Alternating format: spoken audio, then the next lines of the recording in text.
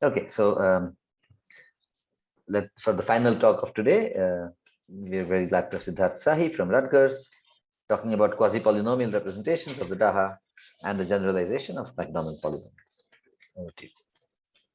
Okay. Thank you very much for the introduction, Apurva, and thank you very much for the invitation, Venkatesh, and the other organizers. Thank you for inviting me, and I'm very happy to talk about this thing, this particular result, which is joint work with Jasper Stokman and Vidya Venkateswaran, whom some of you know, I'm sure. And yeah, so actually this thing started at the Max Planck Institute. So I don't know, maybe it was the same time that Vishwanath was there. Sorry, Venkatesh was there. I don't know if it was the same. Venkatesh, you were there when Thangavelu was there? No, not that time. Not that time. 2015. Okay. So this was some earlier trip, and yeah. So Gautam Chinta was at Max Planck, and he had been working on these metaplectic Whittaker functions with several people in the theory of Weyl group multiple Dirichlet series. And then he says, okay, what does this have to do with Mcdonald polynomials? And I kind of had no idea. I mean, it looked similar, but it was just something completely different. So, okay, so you put something away, and then later on, when the time is right, you might find some connection. So this is the story. And I was hearing a talk by Jasper in which he was describing his work on this thing called Baxterization and using that to construct representations of Weyl groups. And then I was just struck by the similarity, and we started discussing with Jasper and Vidya, and then it turned out that it was something really, really nice. So I'm going to explain that. So this is actually a two-part. This result is kind of in two papers. So one paper is already on the archive and has just appeared in Selecta, and the other one still isn't out. We've been working on it, but it's okay. It's about, but it's a longish paper. It'll be out hopefully very soon. And all right. So now, with all of this background, let me just talk about, explain to you what our result is. So first, let me just say a few words about Mcdonald polynomials in this audience. Probably I don't need to, but let me just talk about it anyway. So Mcdonald polynomials, they're just a remarkable family of functions, and they depend on 2 or 3 parameters. So, well, there's Kornwinder polynomials, they have a life of their own, but we're just talking about Mcdonald polynomials. So it's either 2 or 3 parameters. 2 if it's ADE, 3 if it's not. And the point is that by specializing the parameters, many important families of functions arising in the representation theory of reductive groups, or their generalizations, as we were hearing in Evgeny's talk. And the list of functions that you can obtain in this way includes real and p-adic spherical functions and Whittaker functions. So and now Mcdonald polynomials, okay, so they control all of this representation theory. And how do you understand them? Well, you can understand them through the representation theory of the DAHA, so Cherednik's double affine Hecke algebra. And there's a polynomial representation pi, which is a representation of the DAHA on the group algebra of a certain lattice. And I'll recall this representation pi. And this is called the polynomial representation. I probably don't need to recall it for the audience again, but still, just a fixed notation.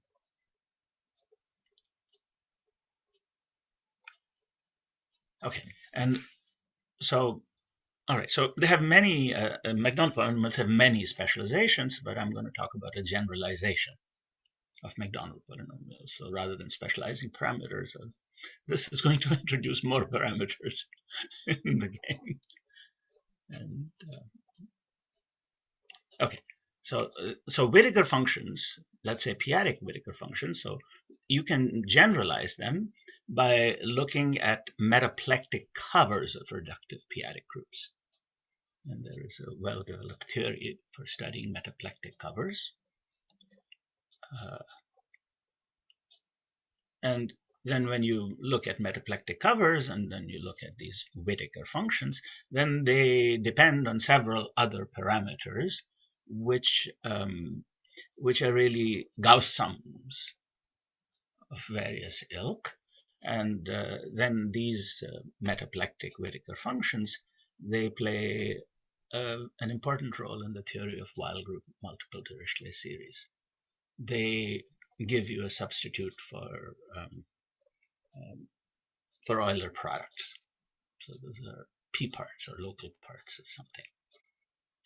Okay, so this is a background. I don't want to talk about this background. It's a huge thing, but this is the motivation.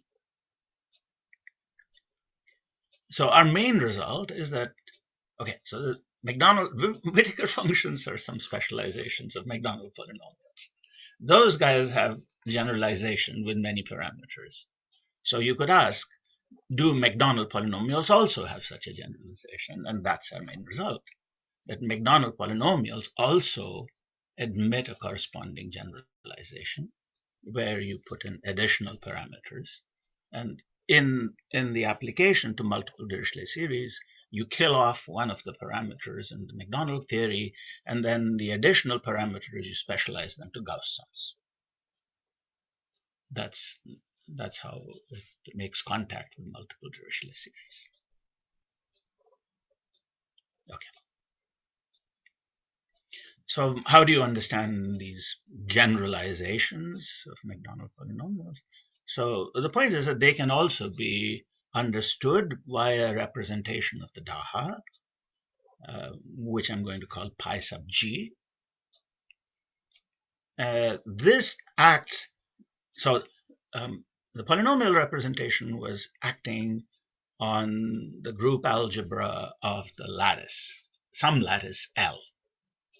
This representation is actually going to act on the group algebra Q of the additive group of the vector space L tensored over Z times R. So that's some huge thing. I mean, lattice is discrete. This is continuous.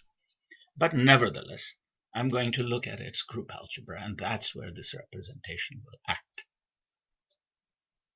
So I hope this is clear. So I'm kind of trying to explain the structure of the result. So I'm going to call this Q. So I'm going to refer, so the elements of Q we will call quasi-polynomials. So yeah, so if L is a lattice, and so the group algebra of the lattice is finite linear combinations of things of the form x to the lambda. So elements of Q are finite linear combinations of things of the form x to the e, where now e ranges over the space, over this real vector space, capital E. So they're not polynomials because, they have fractional powers. Or not even fractional. In general, they could just have real powers, real exponents. Okay, so I'm going to explain this a little bit better, but let me just recall the basics of Mcdonald polynomials and then explain our generalization.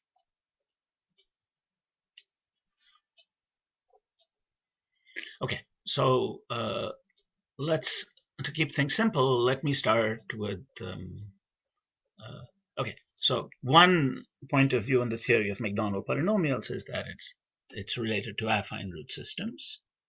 That's not the most general point of view, but it's a point of view, a convenient starting point of view.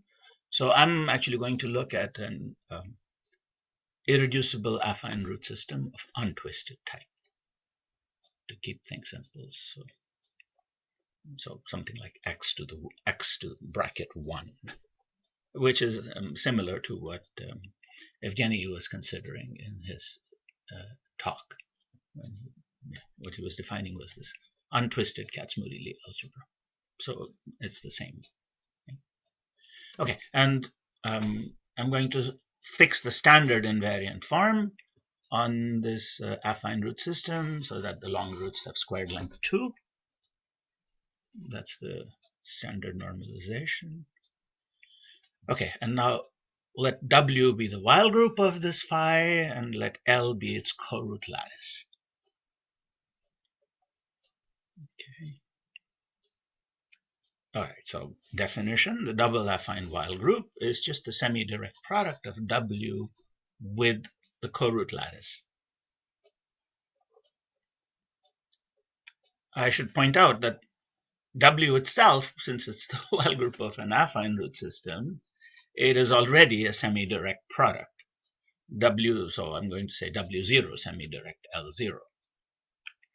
And W0 is the Weyl group of the underlying finite root system, and L0 is its co-root lattice.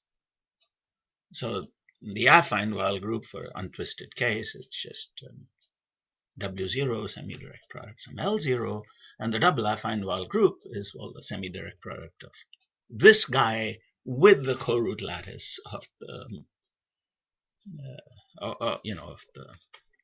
the affine root system.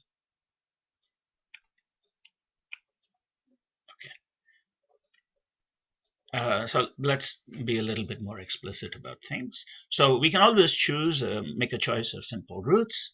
Let's call them alpha 0, alpha 1 through alpha r, in such a way that alpha 1 through alpha r are simple roots for phi 0.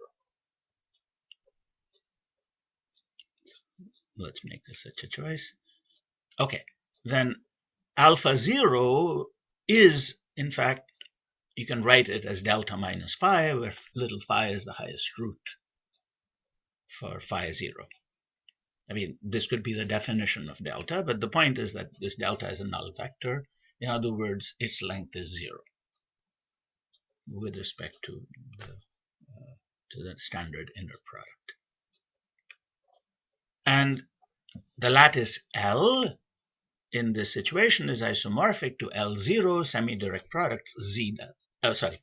The lattice L is isomorphic to L0 plus Z delta, where delta is this guy.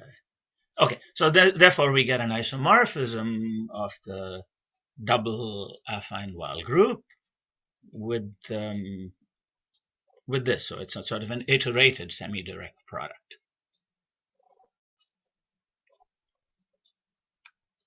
And in particular, this Z delta is central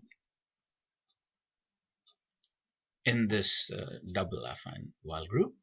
And the double affine Weyl group contains 2 copies of the lattice L0, and they have a commutator pairing into Z delta.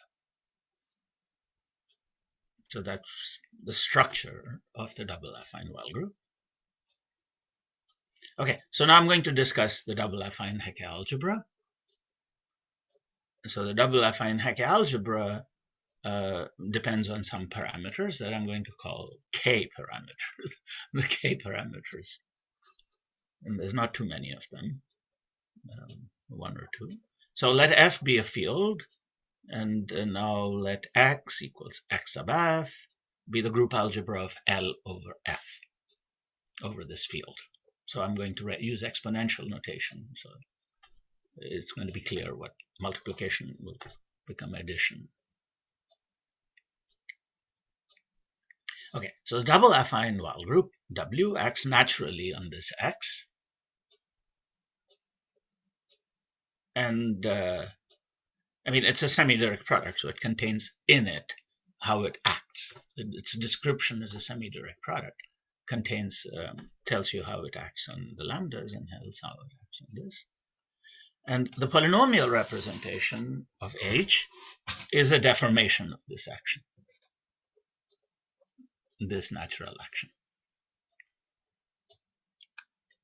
And what it depends on is, so it depends on the choice of parameters.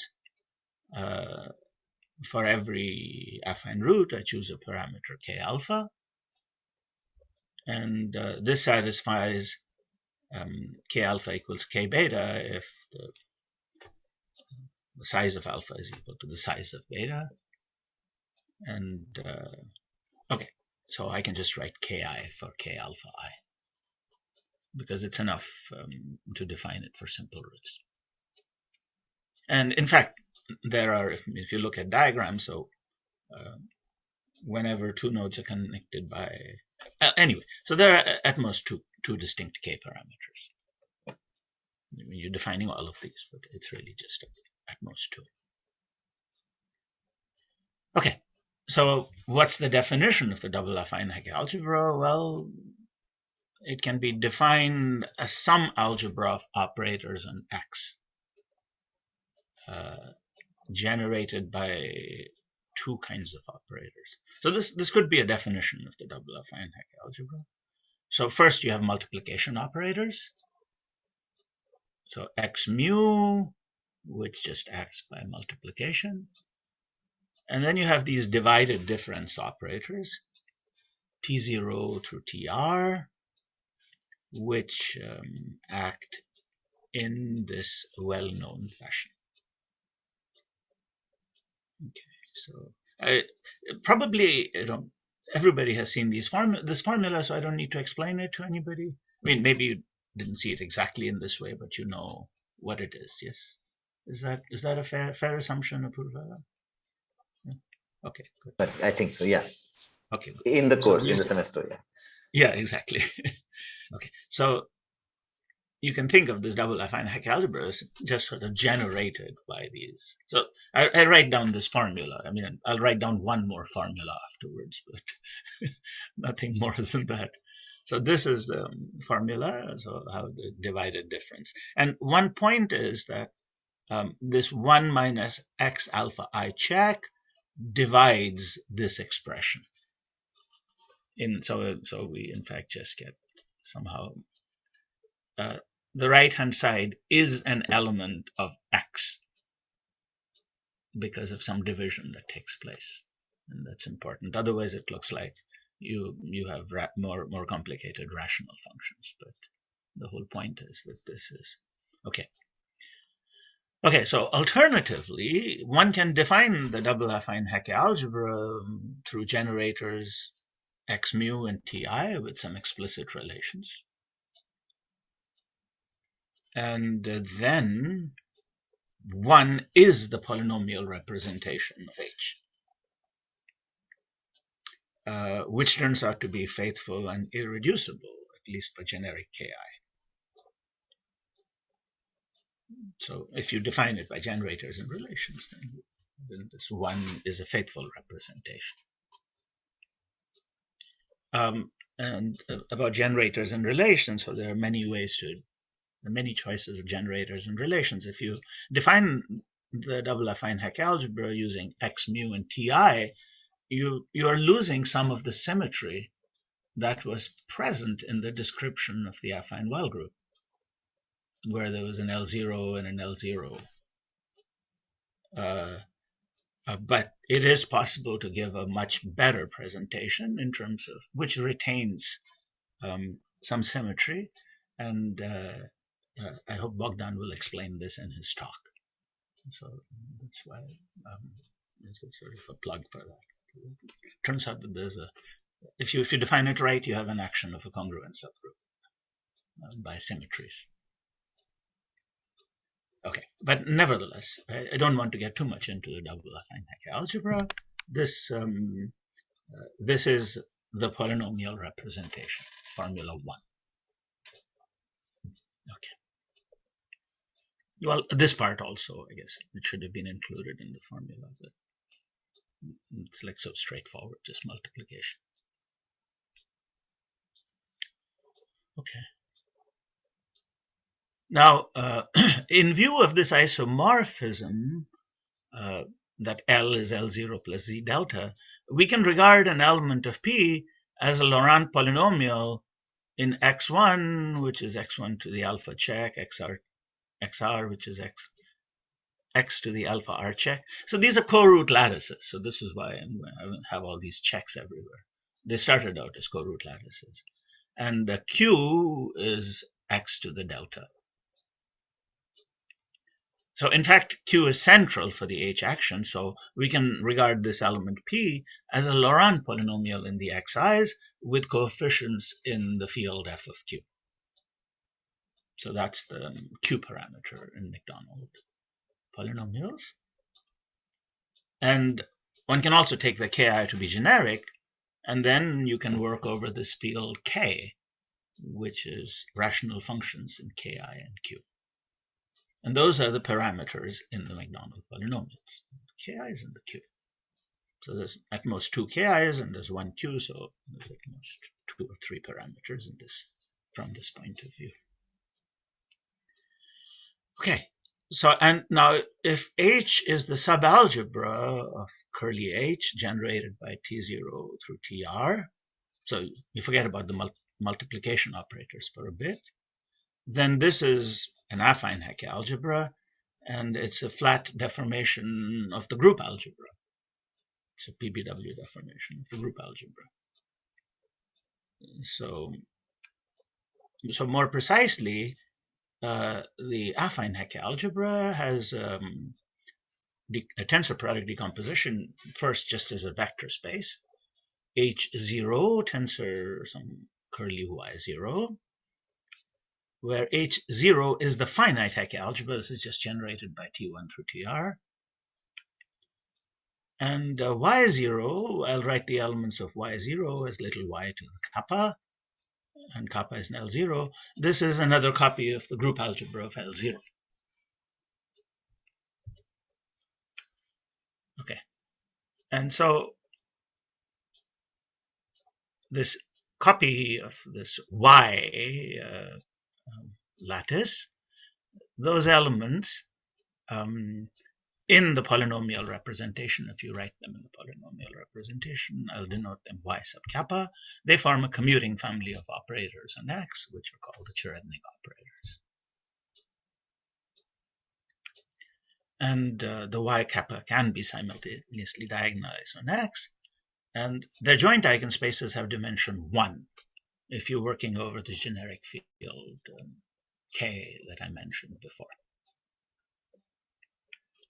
And these simultaneous Yk eigenfunctions are, of course, the Mcdonald polynomials. Okay.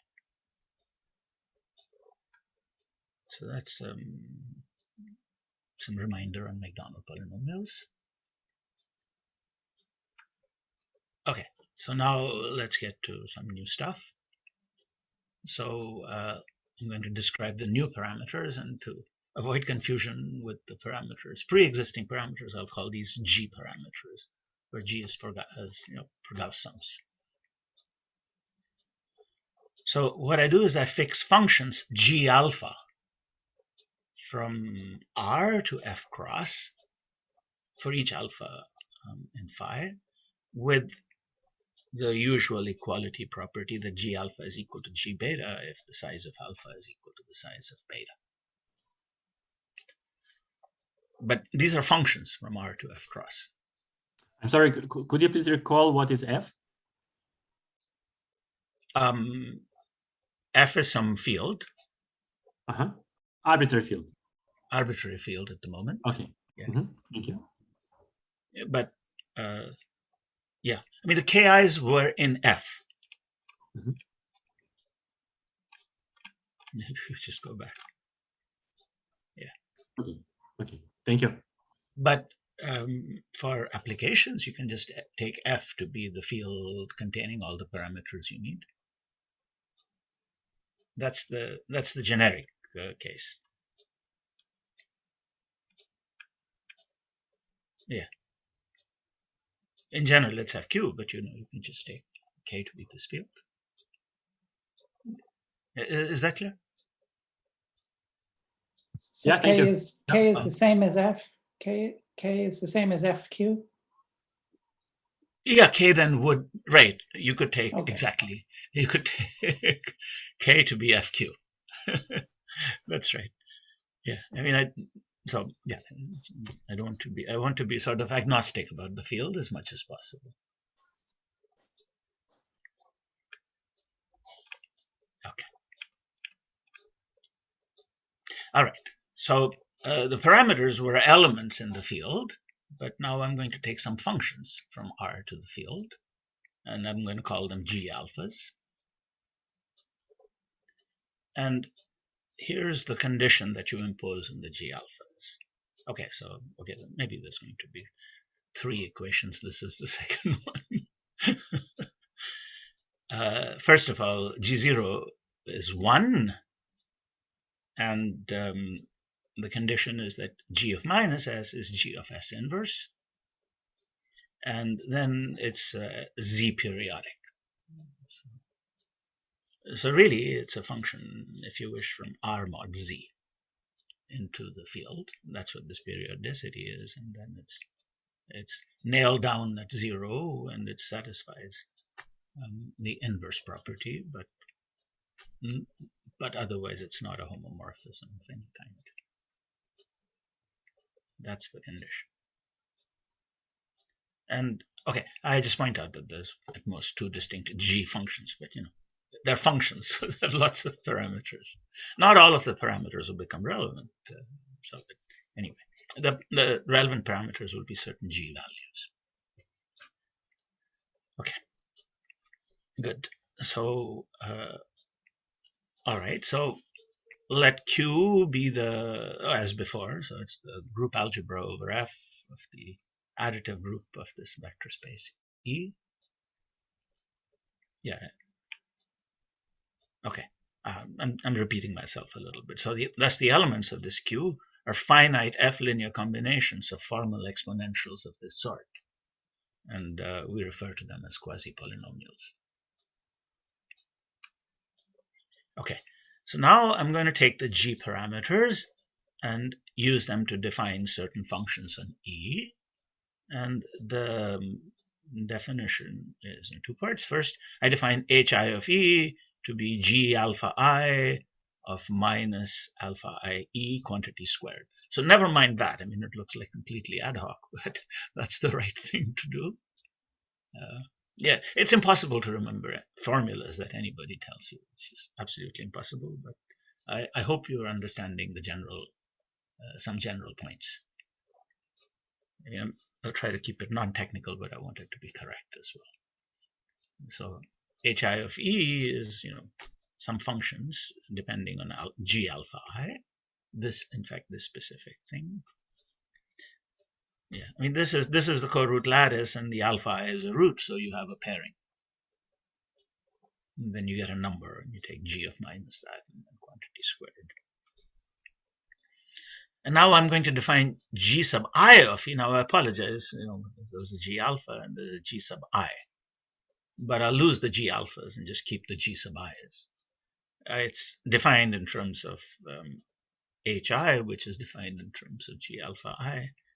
And so it's mostly this function HI. But if alpha I is an integer, then I want to put it equal to Ki. So this G is some very slightly intricate generalization of the K function, of the K parameters. Okay. So at integer points, in this sense, it's just a K parameter. Elsewhere, it's obtained from something like this. Maybe I just stay on this word for a little bit, because this is just probably completely alien or unfamiliar to people.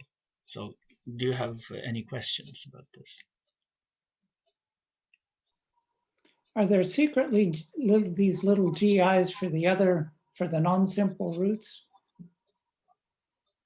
I mean, I assume you want the GIs just because you're going to use them in the Demers or Lustig operators. Exactly. But secretly, there might be some G alphas for which are measuring your strips, your affine strips in some other root direction. That's possibly right. When you so that's absolutely right. So things that have been done for Mcdonald polynomials and so on are for the polynomial representation. I'm saying that many of those things should extend to this situation, and yeah, I guess Jason will explain that at least Ramyep formula extends and other things as well. So okay, even though there's some strange things happening, but there's a good reason for them, and then they really mesh rather well with the Mcdonald world. So yeah, there should be a sort of a coming together. Great, thanks. Right. So it's just questions, right? So it's more you do something, and it's just opening up questions. Okay. So these are the G sub i's, right? So sorry, so a priori these G sub i's, the functions, the G alphas in some sense, have no connection to the Ki's, but then you are patching them on at integer points in some sense. Yes, exactly. Okay. Exactly. That's absolutely right.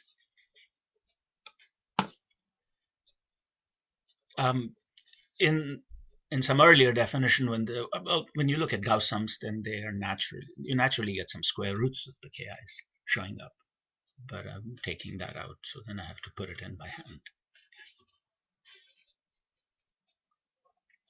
Yeah, there's a square here. Okay, so I mean, if you go look at Gauss sums, it's been massaged to make it a little bit simpler, but it's the same thing. Okay. All right, so now what I want to explain is the quasi-polynomial representation of the double affine Hecke algebra.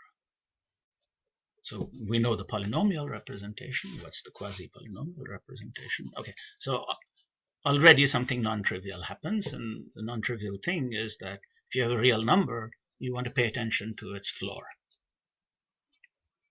which is the integer part.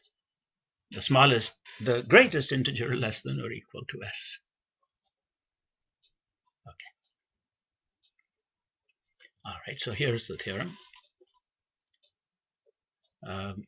With Jasper and Vidya, that you look at the following formulas.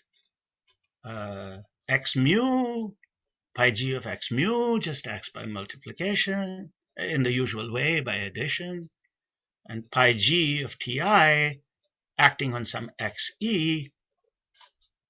You know, this formula is just like the de Mesure Lustig formula, except instead of a ki here, I have a gi of e. And here, because e alpha I is not an integer, you won't be able to divide this unless you do that. So you put in a floor. Right, so this is why I spent some time recalling what is the polynomial representation to explain to you how it deforms.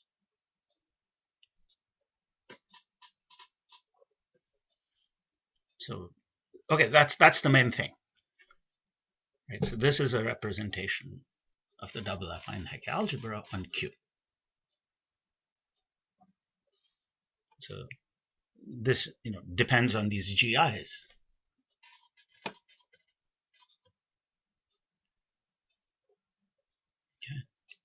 Okay. Any questions about this? Okay, it's a pretty hard theorem. So even though the ultimate formula is quite simple, the proof is is pretty long. But okay, fine. But you can, maybe somebody will find a simpler proof at some point. But the first proof is usually very hard for things. So this is pretty hard. Can I ask a question? Yes. So do the proof consist of checking the relations, or I'll some other say thing? something about the proofs in a moment. Mhm, Yeah. Thank you. Okay, so it's a separate question is. Yeah. So I understand that at sort of integer points or something, you have this definition where you paste the ki's, and elsewhere you have some nice Yeah, I'll formula. explain that in just 1 minute, Apurva. Right. So this Okay. part, it just So- give me one moment. At the bottom of the Sure. slide, I'll probably. My question was slightly different. I mean, my question was, is there, I mean, so, you mentioned somehow that it's something, the G's are a map from sort of R mod Z, the G alphas are a map from, yeah, and so on. Now this, so R mod Z, I mean, I'm just intrigued by this floor function. Could you replace it? I mean, why, is there some way to see why the floor function is, I don't know, quote unquote, algebraically natural or algebraically makes sense It's or something not, like that? right? It's It's not. not. So yeah, Yeah, that's there's why I'm trying to some- ask you. yeah. Right. No, there's some. I mean, certainly for multiple Dirichlet series, there is. Yeah, I mean, it shows up in the work of Chinta and Gunnels in some fashion, not quite this way, but approximately this way, and maybe Anna will recognize this.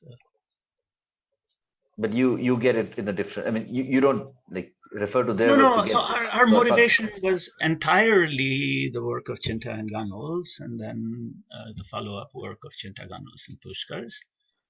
So Gautam asked me, and I guess Gunnels, Paul Gunnels also, to see if I could figure out what was the connection with Mcdonald polynomials. And so it's this and some long period of thinking, and the capable Jasper and Vidya that we together figured this out. But okay, here it is, right? So once you get it, it's very pretty. Okay. Yeah, I mean, I cannot say that one should have guessed it right away, because we didn't. It took some while, actually quite a while. Okay. But this is what it is. And so the first point is that this representation is, of course, very highly reducible. It's not an irreducible representation. So, in fact, if E is in L, so it's in the lattice rather than in Q, then 4 just becomes 1. Because GI of E, you can check, it's just KI. And this floor disappears. So you just,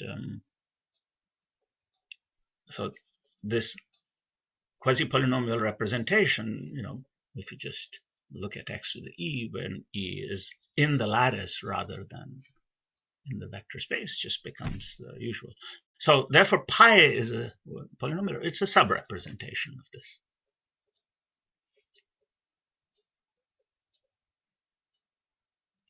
Okay.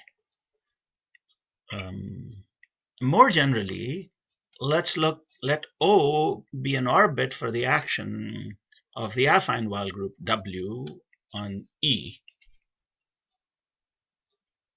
And let X sub O be the span of things from O, from this Weyl group orbit.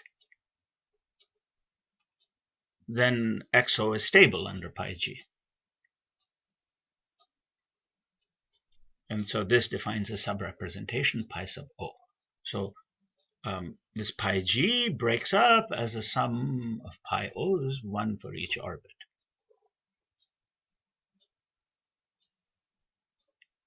And yeah, if you take just L, then yeah, among the pi O's you have pi. Okay. So in fact, in the proof, we work with the pi O's. And then we prove that each of those is a representation of H. And pi G is just, the whole thing packaged nicely together. But the way we prove things is we work as pi O's. And to prove that pi O is a representation, it's some sort of hard work. Yeah. Okay, but that's what we do. Does that answer your question, Arun? Wondering about the proof? You asked about the proof? No, somebody did. Evgeny did. I asked. Yeah. Evgeny. Yeah. Yeah. Okay.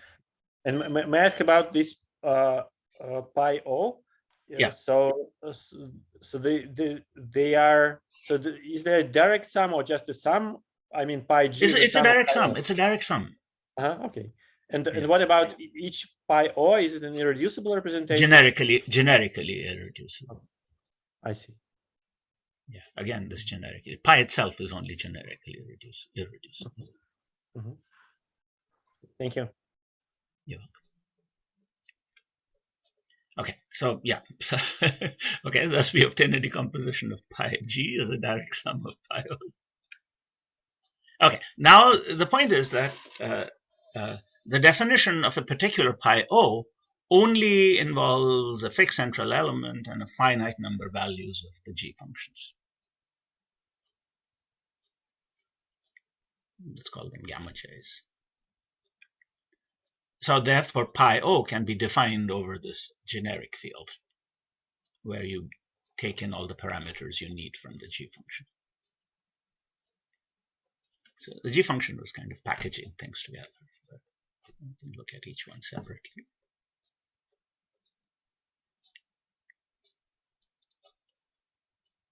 Okay, and now our second theorem is that if you look at the operators y kappa o, which is pi o of y upper k, they can be simultaneously diagonalized, and the common eigenspaces have dimension 1 over ko over this field.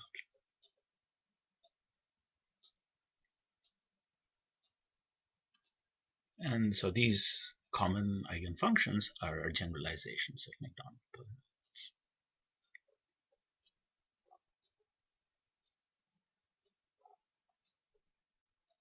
Okay. So I should emphasize that they're quasi-polynomials. In other words, they are finite combinations of x to the e, and o.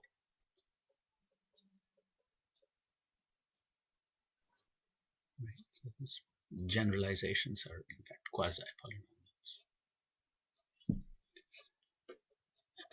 But they are, as is usual with okay, I wouldn't say as is usual because not everybody. But they sort of have finitely many real exponents, and the rests are going to be shifts by the integer lattice, because it's always a W orbit, and part of W is just translation by Z. So there's some bounded number of strange exponents which are then just translated. So but and if E is in L, and then you get back to the usual ones. Yeah, if we use an L, then pi O is pi, and right. These are Mcdonald polynomials. And everything here is still non-symmetric, right? But then because you have these pi O's, will you? Yeah, you can symmetrize them. You can symmetrize them because it's a goes through as well. It's a DAHA representation, and that has a symmetrizer in it. So you have the generalization. They will not be symmetric in the usual sense. They're okay. Okay, so they will be they will be symmetric in the Chintagonal sense. Yeah. Okay. So fine.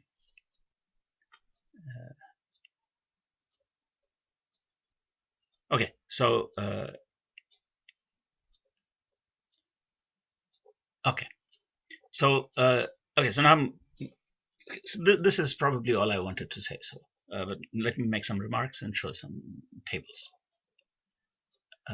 So the first remark is that, okay, as you said, what happens when O is contained in L, but more generally, if O is contained in the rational points. So in other words, L tensor ZQ over Q, sorry, L tensored with Q over Z rather than L tensored with R over Z.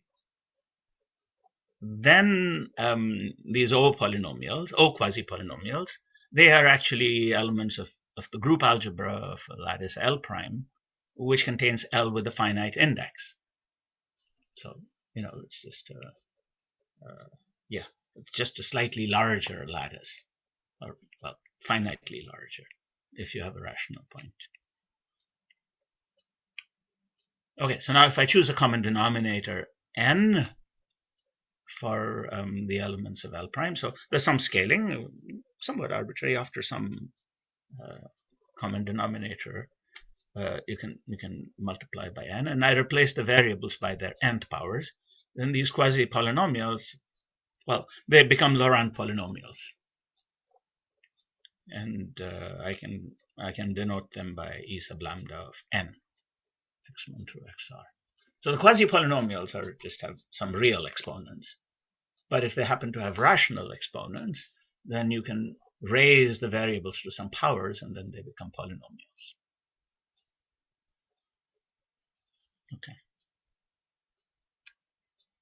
So upon suitable specialization of the Q parameters, these then become the polynomials studied by Chinta and Gamels.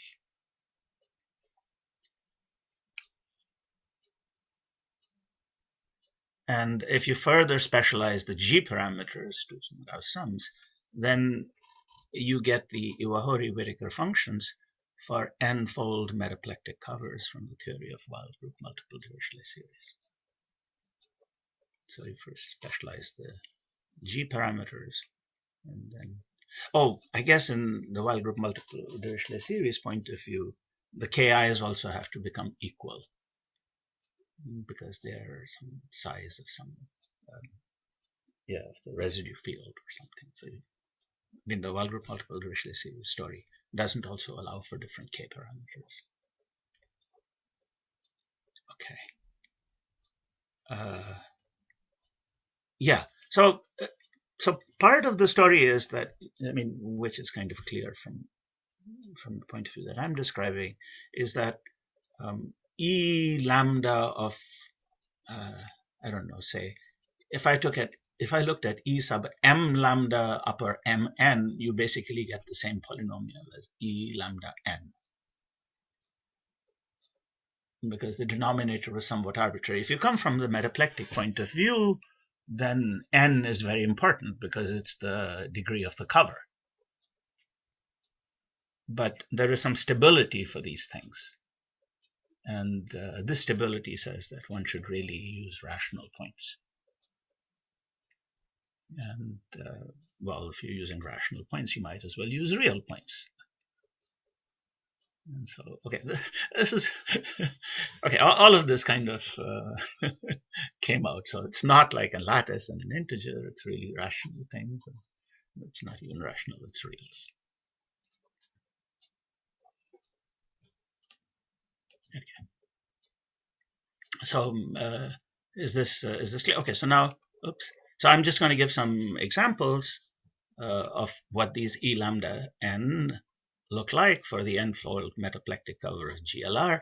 And I was so happy that in his talk, Evgeny showed some tables of non-symmetric Mcdonald polynomials, because I'm going to show some exactly. I guess he was showing for SL2 or something. Okay, I'll show for, I'll show for GL2 and GL3 or something.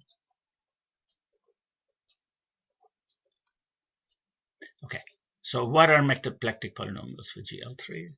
Well, the small ones are really, really boring. Okay. Nothing happens. You could go to the five-fold metaplectic cover. I'm going to look at the five-fold, the metaplectic cover up to degree 5. So nothing happens. These are just the usual. So whenever I have a superscript 1, that will be the usual Mcdonald polynomial. And the others will correspond to higher metaplectic covers. Okay. So that's what happens. And this is some composition down below. But, okay, you could think of it as an element of co-root lattice. But, it's GLN rings differently. Okay.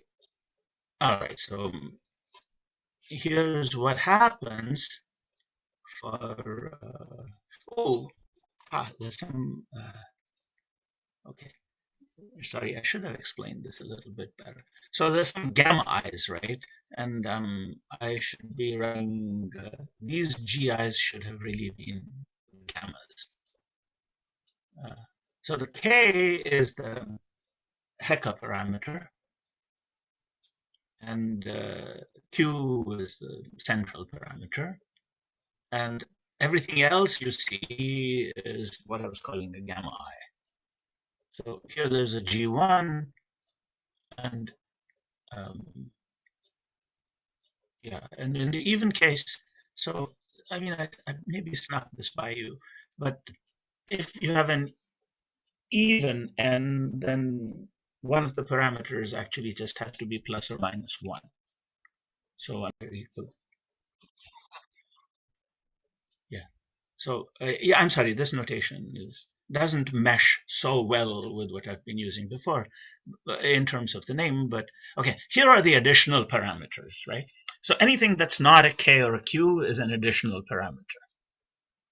It's a Gauss sum type parameter. Okay, and I apologize that I'm calling them G1 here as well. You know, it's not that GI. Okay, so you see how they look like, these higher guys.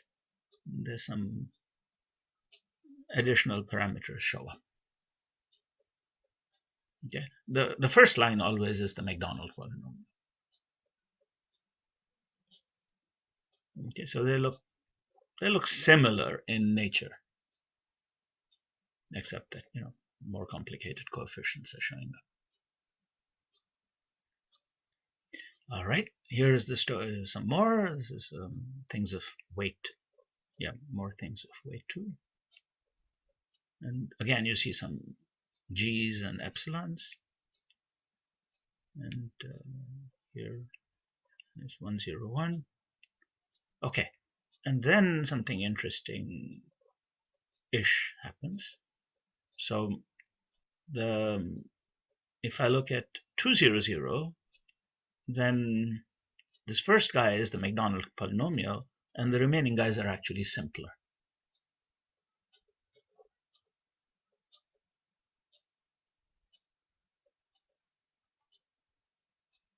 And here is the story again.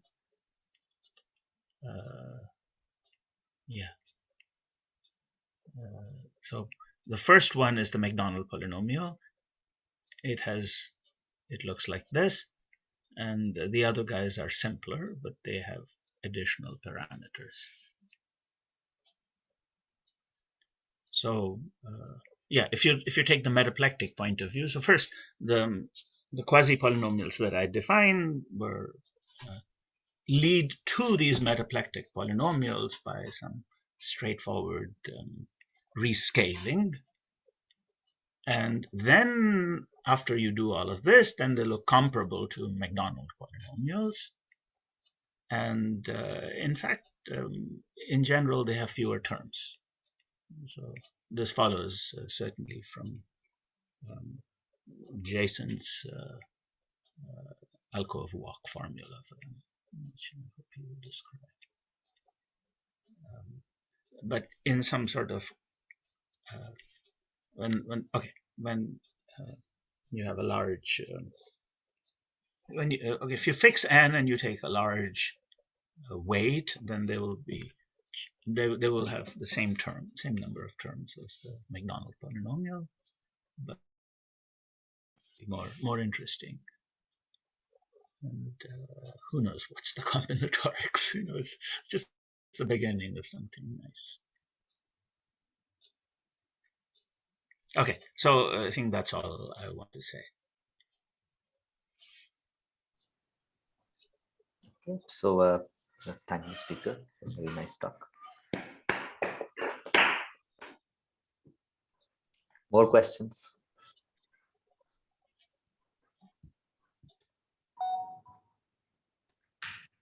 May I ask a question? Yes, please. So actually, I have a couple of questions. So first, what about specialization at t equal of this k equal infinity or 0? Yeah.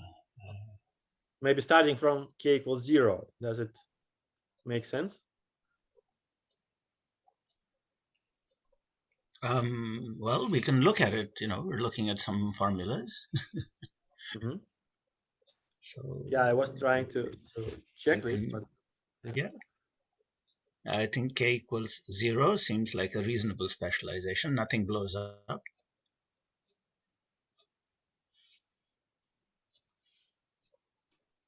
Well, the penultimate something- line might blow up. Something does blow up. The penultimate line seems. Yes, you're right. Huh, that's puzzling. Maybe there's a typo.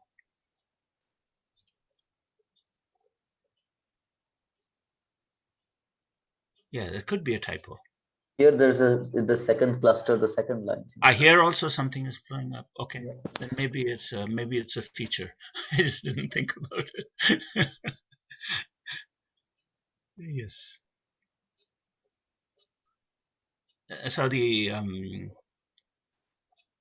yeah, I don't know. I have to look at it a bit more. There's a priori there's no reason why some limit should exist, but that's certainly an interesting point. Yeah, maybe Jason will have something to say about it. I'll ask him, since he has a tableau formula, and in some cases the tableau formula specialize to something nice. If k equals 1, at least on this slide, it seems like it's independent of the Metaplectic index, or whatever you call it. For k equals 1. On this slide, at least, it's true that. So many terms drop out for k equals 1. And yeah, you just get the last term, and it's the same term for every n. Okay. Is that I don't again know. That's explainable? Yeah, here as well. Yeah, that's a good point. No, here, yeah, that's here as well. Yeah, x2 square remains. Yeah, that's a very good observation.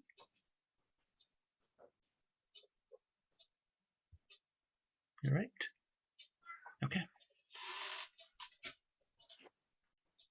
So k equals 1, the usual. Maybe we can look at the formula. What's going on here for k equals 1? That goes away.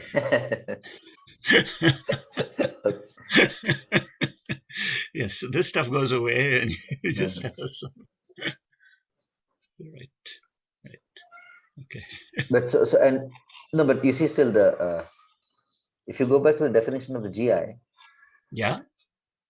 So first of all, when the k's are the Hecke parameters. So if you put k equals 1, the affine Hecke algebra reduces to the affine group algebra. So okay. So it says that it's basically this thing with some GI. Actually, but that's still sort of interesting. No, my point was, no, I understand that you get the specialization of the Mcdonald at q equals 1 or whatever, but no, at t equals 1, sorry. But what I was saying was it seems to be independent of the metaplectic degree as well. So that's why I wanted to look at Metaplectic, yeah, because the representation kind of became. So the GI of E specializes directly to regardless of n. I just wanted to remind myself of the definition of GI. No. So okay, so there's some issue with the choice of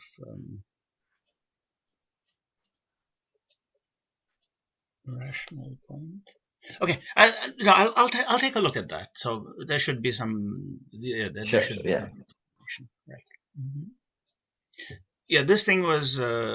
This formula was in the rational setting, and okay. Well, I'll try to. I'll reconcile it with this general formula.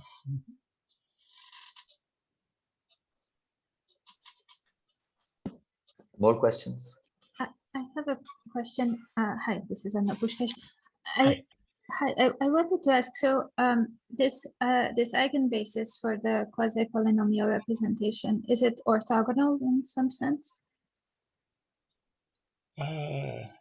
So yeah, Jason has been thinking about it, and my sense is that it's probably bi-orthog. I mean, there's sort of bi-orthogonality, so different. Somehow the dual is also of the same ilk, rather than having a self pairing. Some kind of bi-orthogonality, but yeah. I mean, Jason is exploring many properties of these in his thesis.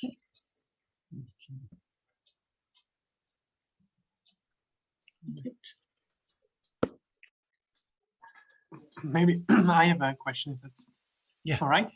Hi. If you would take Q is, I guess, K to the maybe 2 alpha or something, and then you set K to 1. So you basically take a jack limit. Yeah. So then these Y's would, for instance, correspond to some sort of version of Dunkel operators. Is this interesting? Can you say anything about this? Not Dunkel operators. I would rather say trigonometric Dunkel operators. All right, that's what I meant. Yeah, the trigonometric Dunkel operators. Okay. So you're asking what is the jack limit of these things? Well, yeah, or even of the Y. What the sort of the I guess the Y operators. What are these trigonometric Dunkel operators in this case? I'm just trying to think.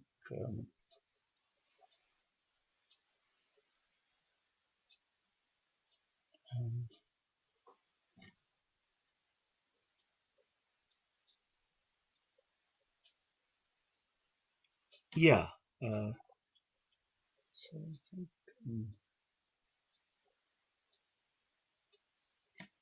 So, I mean, of course, the work of Chinta and Gunnels was for the Weyl group action, and this extension to an action of an affine Hecke algebra that's Chinta, Gunnels, and Puskás, but I don't know. Okay, so yeah, let me just say that's I didn't think about it, but you know, that's a good question. And I have another question, if that's all right. I'm sort of wondering if what would be sort of a physics interpretation of this setting. So one way to kind of think about it is if we take. Well, what's the physics setting you have in mind for Mcdonald polynomials? For Mcdonald, I would say it's the Huissenaars model. So it's you think about the variables as the coordinates of particles moving on, let's say, the unit circle. And then if you take the first and the last Mcdonald operator together, well, if you take the jack limit, then this becomes this Laplace-Beltrami type or Calogero-Sutherland operator. Okay. So by physical, you just mean in terms of quantum manifolds, solutions of some integrable system or something. Right. So I guess the concrete question was going to be, if you do this the appropriate symmetrization here, can you say what the corresponding version of Mcdonald operators look like explicitly? Yeah, probably. I mean, you just take some symmetrization of the Y operators, and then you try to write what they are. I mean, I should just warn that what happens is that symmetric Mcdonald polynomials are just symmetric. Right. You know,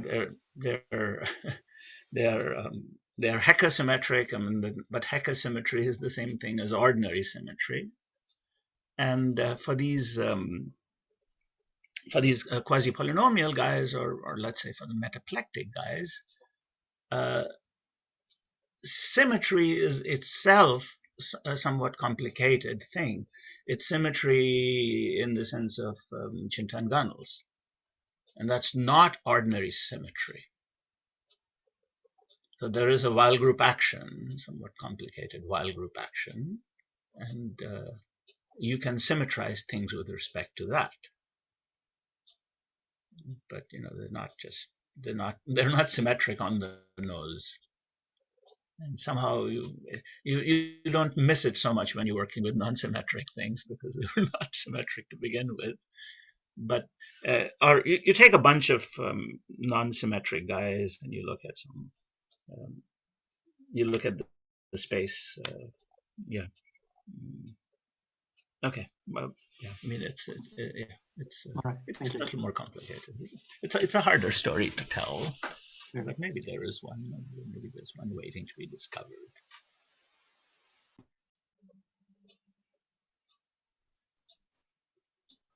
Further questions?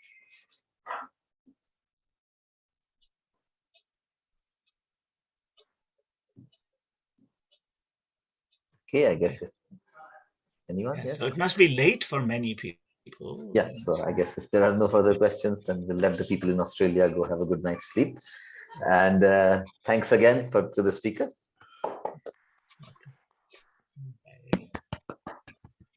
Okay, and I guess that ends the talk. Venkatesh, you want to stop recording?